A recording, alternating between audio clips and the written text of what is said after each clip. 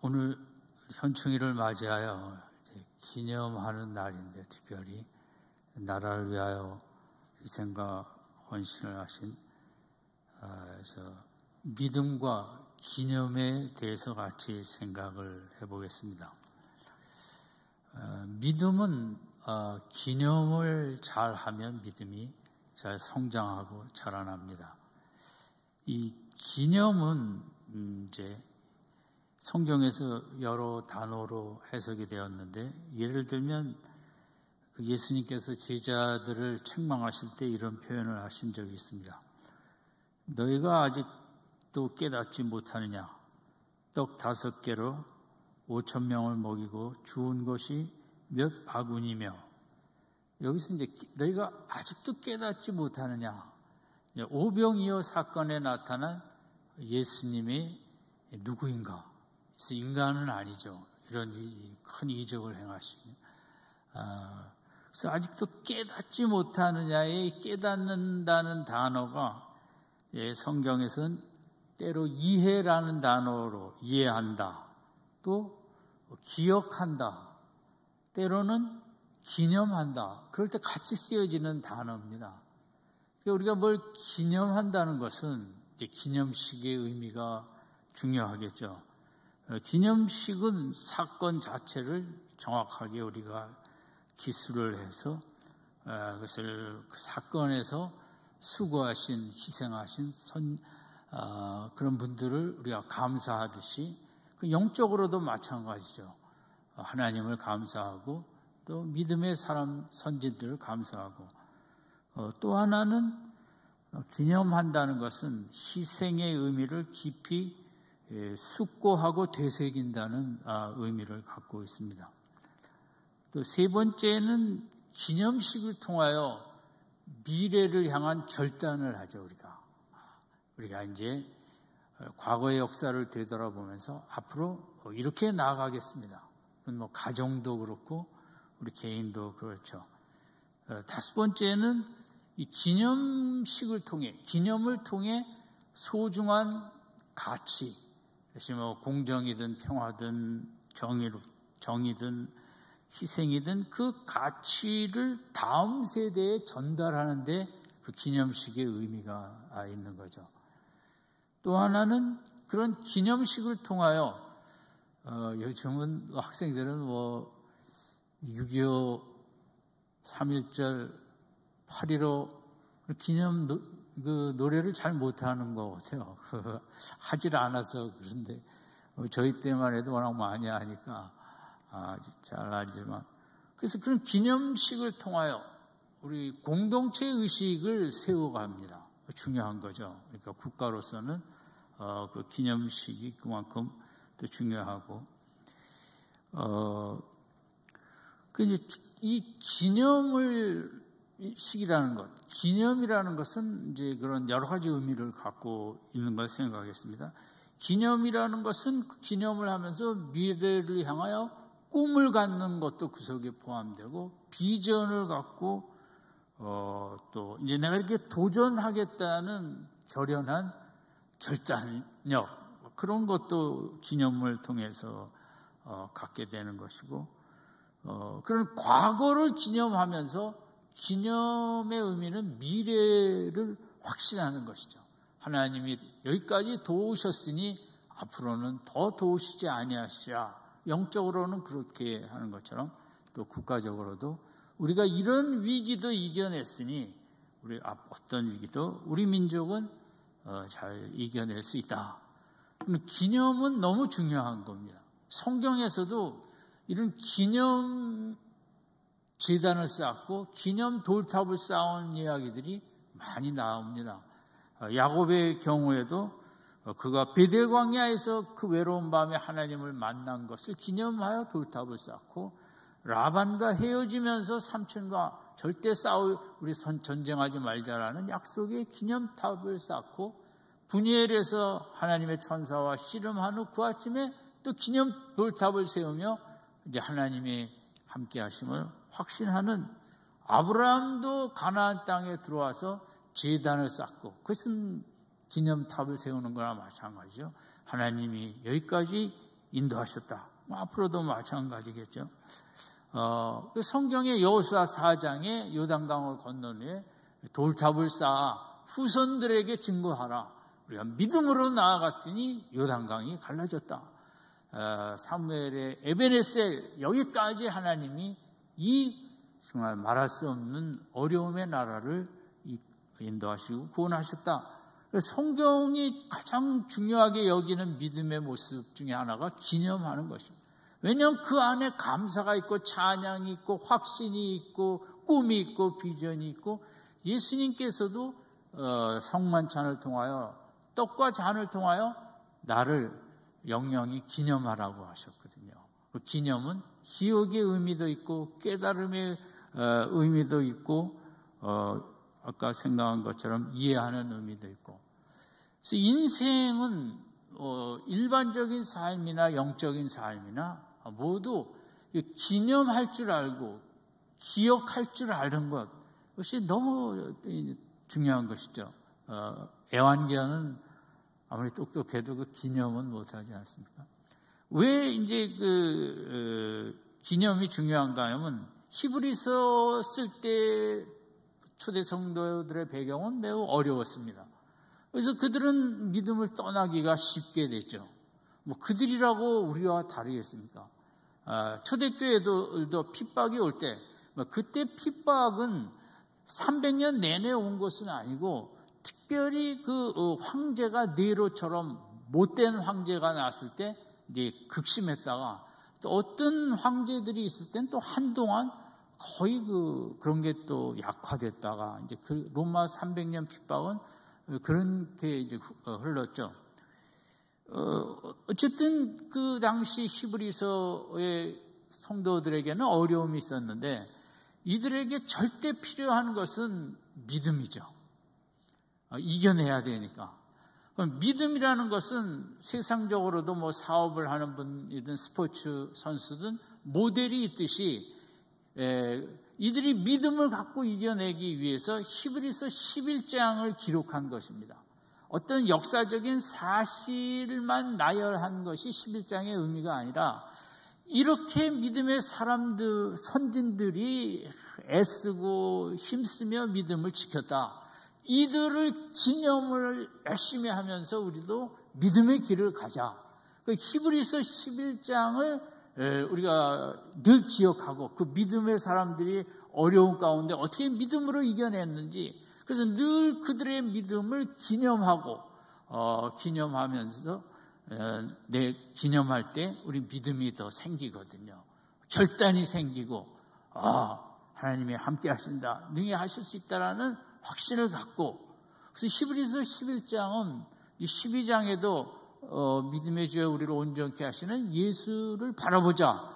예수님도 바라봅니다마는 우리의 주된 믿음의 대상이, 그렇지만 11장은 앞서간 믿음의 선진들의 그 믿음을 우리가 초점을 맞추고 기억하고 자꾸 기념하고, 그래 다니엘처럼 내가 버텨야지, 이겨내가야지, 사자굴에 떨어질지라도 내가 하나님께서 다 결정하신 대로 내가 감당해야겠다.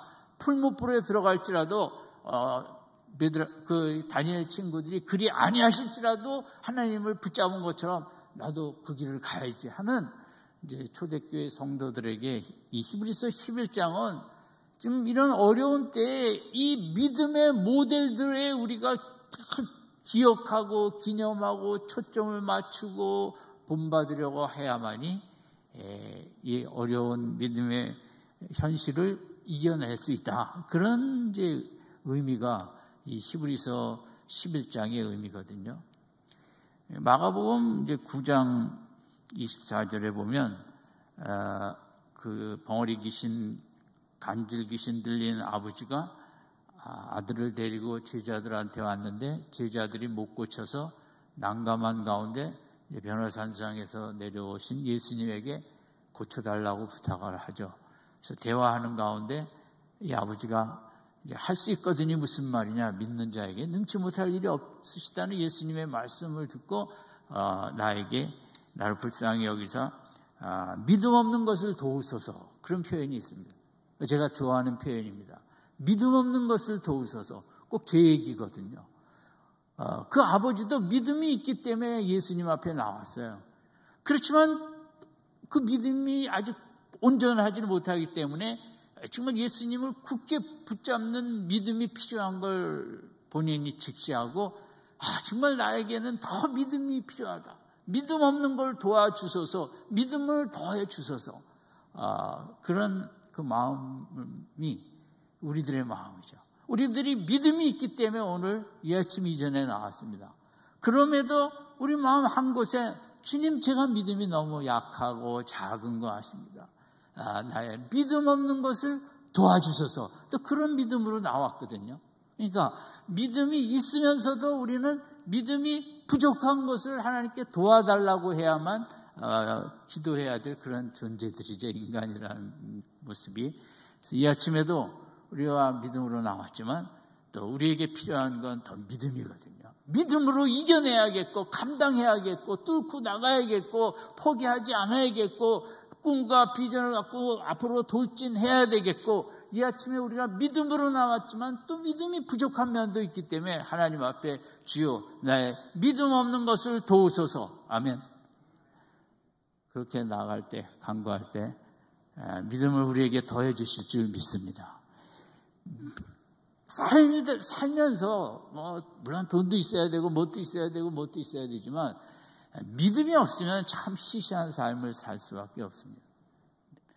믿음이 있다는 것은 세상을 가진 것과 진배 없거든요. 똑같거든요. 그보다 더하죠. 그래서 그 아버지의 나의 믿음 없는 것을 도우소서. 내가 이 한 주간도 여러 가지 세상적인 꿈과 계획이 있지만 무엇보다 기도할 때마다 나의 믿음 없는 것을 도우시고 믿음을 더하소서, 믿음을 더하소서, 믿음을 더욱 주소서. 믿음은 선물이거든요. 하나님, 저의 믿음 부족한 걸 아시오니 믿음을 주셔서 흔들리지 않게 하시고 믿음으로 뚫고 나가게 하소서. 믿음을 더 사모하여 믿음의 선물을 하나님으로부터 많이 받는 한 주간이 되시기 바랍니다. 그런데 이제 우리가 그때 당시 성도들이 믿음이 필요한데 그 믿음을 두 가지 모습으로 나눌 수가 있어요. 믿음의 모습을. 그것이 오늘 읽은 32절에서 40절까지 내용인데, 첫 번째 믿음은 32절에서 38절, 35절 전반부까지 믿음이에요. 이 믿음은 우리가 잘 아는 기드온, 바락, 삼손, 입다, 대단하죠. 다윗. 그러나 이 사람들의 공통점은 다 결점이 많았다는 거죠. 기드온도 용기가 없고, 바락은 드보라가 가야만 가겠다, 삼손은 블레셋 여자한테 늘 빠져 있었고, 입다는 너무 서원이 쉽게 나왔고, 다윗은 또 밧세바랑 제일 적고, 어쨌든 그럼에도 불구하고 사무엘은 또 노년에 그 자식 교육을 잘못시켰고, 어쨌든 이런 사람들 정말 믿음으로 위대한 일을 한 거죠. 그럼에도 인격적으로 영적으로 부족함에도 믿음으로 주님께 붙잡고 나아갔더니 이제 큰 일들을 한 거죠. 33절, 믿음으로 나라들을 이기기도 하며, 여호수아 얘기인데 믿음을 갖고 군대도 한 명도 없는데 가나안 땅 전쟁을 다 승리하는 이런 귀한 일을 했죠. 무엇으로? 군사력과 경제력과 정치력이 아닌 믿음으로 하나님 말씀하라는 대로 따라갔더니 나라를 세우기도 하고, 그 다음에 칼날을 피하기도 하며, 칼날은 이제 엘리야처럼 이세벨의 칼날 이런저런, 그 33절이죠. 나라를 이기기도 하며 의를 행하기도 하며, 의로운 나라를 세웠다는 거죠. 엘리사처럼 믿음으로 하나님의 능력을 받아 왕의 잘못된 점을 지적하고, 이러면 우리나라가 의로운 나라가 되기를 원하는데 좀 쉽진 않아요. 믿음의 사람들이, 견고한 심지를 가진 사람들이 일어나지 않으면 그 정치인들은 왔다 갔다 하니까 얼마나 어려운 걸 잘 압니다. 그 다음에 약속을 받기도 하며, 믿음으로 사는 사람은 하나님이 자꾸 좋은 약속을 해주세요. 나도 모르는 약속을 주시기도 하고 축복하신다는 거죠. 믿음을 갖는다는 게 하나님을 기쁘시게 해드린다는 그 11장 전반부의 표현도 있지만, 믿음은 하나님을 기쁘시게 하는 원동력이거든요. 하나님께서는 가만히 있으실 수가 없는 거예요. 그 다음에 사자들의 입을 막기도 하며 다니엘처럼 불의 세력을 멸하기도 하며 다니엘서 3장 친구들처럼 칼날을 피하기도 하며 다윗이 사울의 왕에 피하기도 하고 연약한 가운데서 강하게 힘을 받기도 하며 히스기야 왕이 죽음을 준비하라고 그랬지만 간절히 기도해서 15년을 연장시켰거든요. 믿음으로 기도로 나아가다가 이렇게 연약한 육신도 강하게 만들기도 했다는 거예요. 이방 사람들의 진을 물리치기도 하며 기드온처럼 300명을 갖고 믿음 하나로 이제 그런 큰 전쟁을 이기기도 하고, 여자들은 자기의 죽은 자를 수넴 여인처럼 죽은 아들을 믿음으로 엘리사 붙잡고 간과하여 살아나게 됐다. 믿음은 어마어마한 일들을 한다는 거죠. 그 앞에도 그렇지만 여기에 나오는 믿음은 어떻게 보면 스펙타큘러한 정말 영화의 대장면과 같은 믿음으로 엄청난 일들을 이루는 그 내용인데, 그러나 믿음의 이거는 한 부분이고 믿음의 다른 부분이 그 35절 후반부부터 38절까지예요. 어떤 이들은 더 좋은 부활을 얻고자 하여 악형을 받되 구차히 면하지 아니하며, 근데 어떤 사람들은 악형을 받고 죽었다는 거죠. 그 앞부분에 있는 믿음은 막 화려하고 그냥 사자들의 입을 닫기도 하는 엄청난 일을 하는데, 어떤 분들은 그런 거 하나도 없이 그냥 당하기만 하다 이렇게 죽기도 하고, 그 다음에 그럼에도 불구하고 구차히 면하지 아니하였으며 악형 앞에 36절 희롱과 채찍질, 결박, 옥에 갇히는 시험도 받았고, 어떤 분들은 성도들은 32절에서 4절까지는 막 화려한 일도 했지만, 어떤 성도들은 정말 너무 핍박만 받고 어려움을 겪고 37절 돌로 치는 것과 톱으로 켜는 것, 이사야는 톱으로 반토막을 내서 죽였다 그랬거든요. 어떤 분들은 이런 엄청난 고통을 당하는 믿음의 이 양면성에 대해서 히브리서 기자는 초대교회 성도들에게 강조하고 있어요. 우리가 믿음으로 살면서 그 전방 32절에서 35절 같은 그런 위대한 일도 할 수 있지만, 하나님의 뜻에 따라 섭리에 따라 우리는 35절 후반부부터 38절까지 세상에서 철저히 버림을 받을 수도 있고, 철저히 무시당하고 세상에 철저히 패자로, 그러면 세례 요한이 왕의 그 잘못된 것 지적하다가 얼마나 정말 허망한 칼날에 죽었습니까? 그러니까 믿음으로 산다는 것이 큰 승리도 있지만 때로는 세상에 가장 비천하고 하류 중에 하층의 그런 치욕적인 모습으로 죽기도 하고 죄도 안 졌는데 극악무도한 십자가형을 받기도 하는 그 믿음의 양면성을 얘기하고 있습니다. 그래서 우리가 이제 교회 다니면 하나님이 다 축복해 주실 거야, 이 32절에서 35절만 믿는 것은 기독교가 아니죠. 한 부분일 수는 있지만, 어떤 분들은 평생 아프다가 가는 분도 있어요. 복을 못 받아서. 그게 아니죠. 히브리서 기자가 얘기하는 것은 오히려 그게 진정한 복이고, 더 나은 39절에 가면 더 나은 부활, 증거만 하고 약속을 이 땅에서 받지 못했지만 그 화려하고 스펙타클러한 믿음 사람보다 하나님 앞에는 더 귀하고 더 큰 상급을 받는 사람으로. 어떤 분들은 평생 참 힘들게 지내다가요, 자식 문제 때문에 고통받고 남편 때문에 정말 마음 편한 날 없이, 그러면 우리들은 이성적인 세상적인 잣대로 뭐가 문제가 있나 보다, 신앙생활을 어떻게 했길래, 그렇지 않은 거죠. 그것도 사명인 거죠. 자식 때문에 평생 무거운 짐을 지고 앓고 눈물 흘리고 기도하는 그것이 정말 진짜 믿음의 증거가 되거든요. 꼭 사자굴에서 사자 입을 닫는 것만이 증거가 아니라, 그런 인내심으로, 그런 눈물로 세상 앞에 자랑할 거 하나도 없지만 부끄러운 것뿐이지만 정말 답답하지만 끝까지 믿음의 길을 지키는 분들이 이 시대에도 많죠. 어떻게 예수 믿는다고 다 경제적으로 뭐로 세상적으로 다 좋은 것만 있겠냐고요. 히브리서 11장은 그럴 수도 있고 이렇게 세상 앞에 초라할 수도 있다. 믿음이라는 것은. 근데 오히려 이게 더 귀한 믿음이고 이게 더 어렵죠. 그걸 믿음으로 견뎌낸다는 게. 만성 질병에 걸려 낫지도 못하고 그냥 힘없이 그러다가 쓰러지면 뭐야?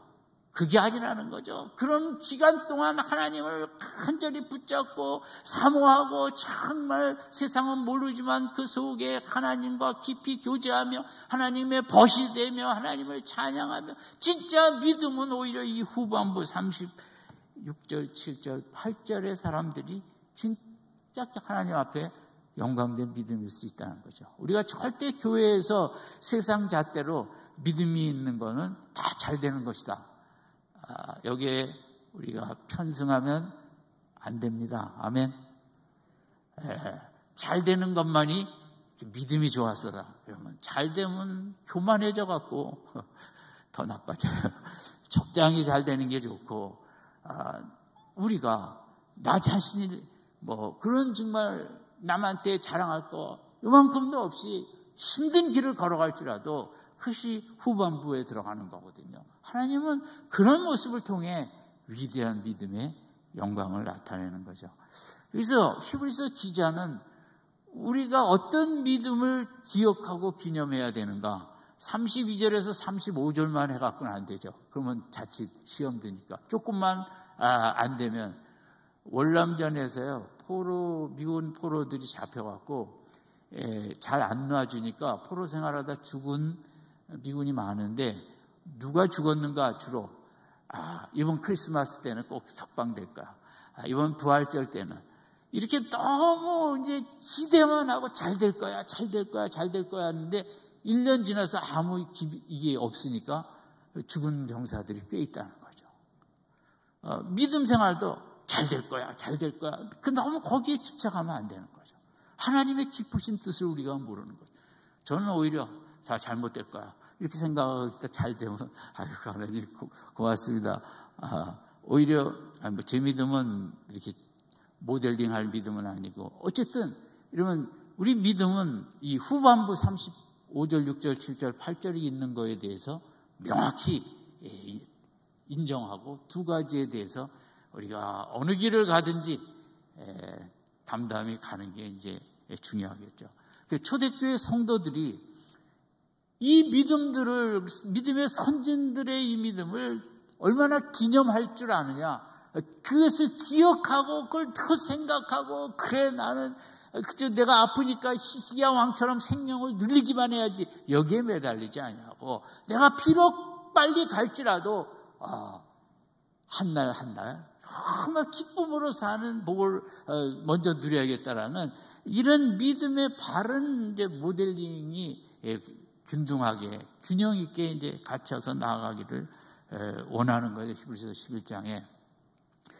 그래서 이제 이것을 기념하는 것에 거기 달린 거죠. 얼마나 이들이 아침에 일어나도 오늘은 어떤 일이 와도 내가 믿음으로 견뎌낼 거야. 믿음의 선진들이 누구는 톱질도 당하고 돌로 맞아 죽기도 했다는데 나는 그 정도는 아니니까 하나님이 도우시면 낼 수 있지. 그래서 날마다 그 믿음의 사람들을 생각하는 거예요. 우리가 이 세상을 살면서 자꾸 미워하는 사람들 생각하기 쉽거든요.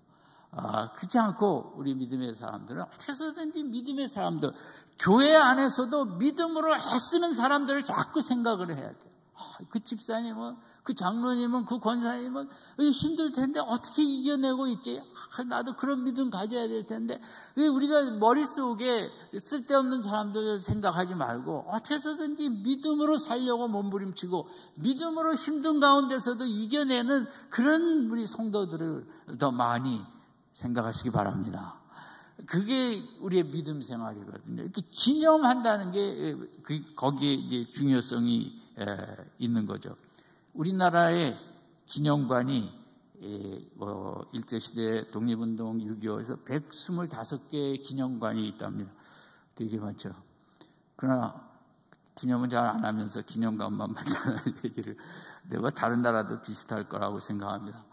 근데 이제 독일은 전 가서 보지는 않았지만 찍은 걸 보니까 버스 정류장에도 그 히틀러의 만행에 대해서 이렇게 쫙 써놨더라고요. 그러니까 우리가 기념일, 기념공원, 기념탑, 기념식 그것만 하고 잊어버리니까 독일에서 인류 역사에 있을 수 없는 큰 죄를 지은 것에 대해서 그것을 삶 속에서 우리가 그것을 회개하고 기념하자 해서 버스 정류장에 크게 붙여놓은 거죠. 후손들이 보라고. 후손들이 뭘 알겠어요? 그러나 그걸 읽어보고 히틀러가 어떤 정말 인간으로서 있을 수 없는 만행을 저지른 그것을 우리들이 기념관도 있고 기념탑도 있고 뭐 다 있지만 버스 정류장마다 그걸 붙여놓고 우리가 추워도 잊지 말자는 이제 기념을 하는데 일상화가 중요하다는 거죠. 특별한 날만 딱 기념을 하고 우리는 6월 6일 하고 넘어가죠. 다른 공휴일도 왜 월요일이었으면 좋았을 텐데 하필이면 주일날하고 겹쳐갖고 그런 아쉬움만 갖죠. 그래서 제가 저를 대통령으로 뽑아주신다면 미국처럼 메모리얼 데이 현충일은 마지막 주간 월요일. 미국은 대부분 공휴일이 월요일이에요. 시컨 놀라는 거죠.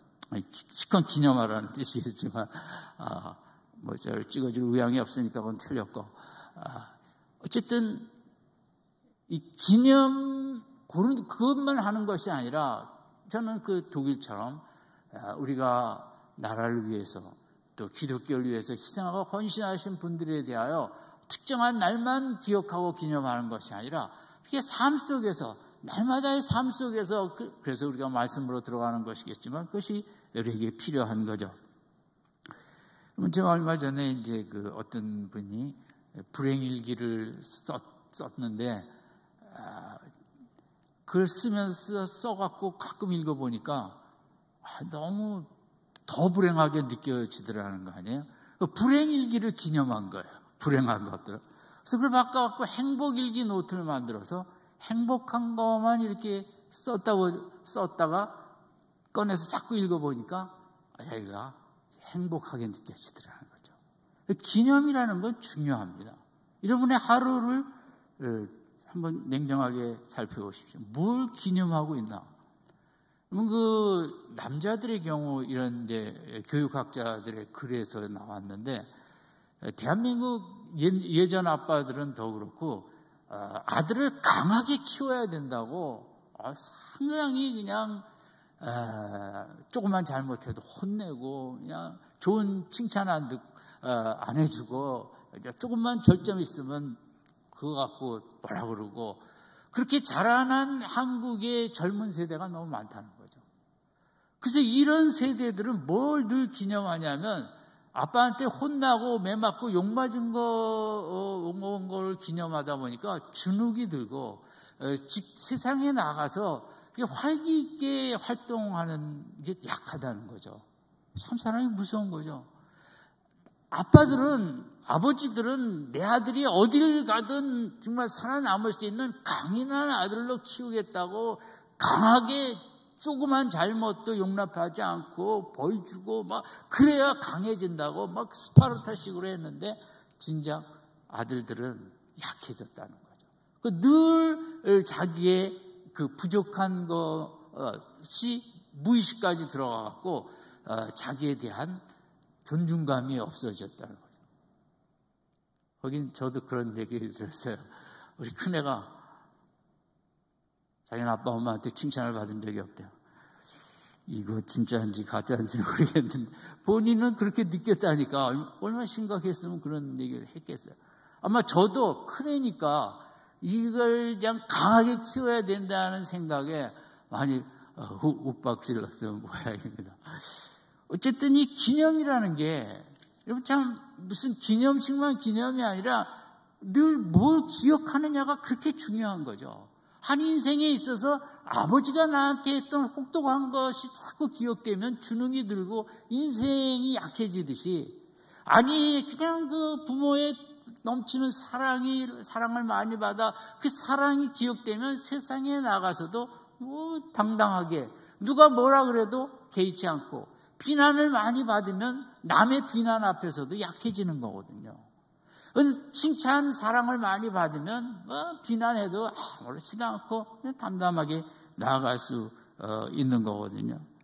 그래서 이 기념할 줄 아는 거 얼마나 중요한가.